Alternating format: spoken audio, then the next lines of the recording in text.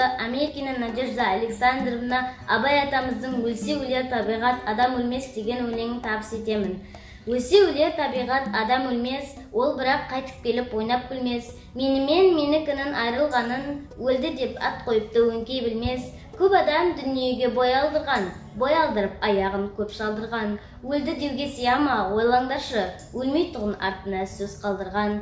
Кім жүрер тіршілікте көңіл бөлмей, бақи қоймас фәнидің мінін көрмей. Міні қайда екенін біле алмассың, терең ойдың телміріп соңына ермей. Дүниеге дос ақиретке бірдей болмас, екеуі тап бірдей орныға алмас. Дүниеге ынтық, мақшарға амалсыздың иманын түгелдеуге аузын бармас.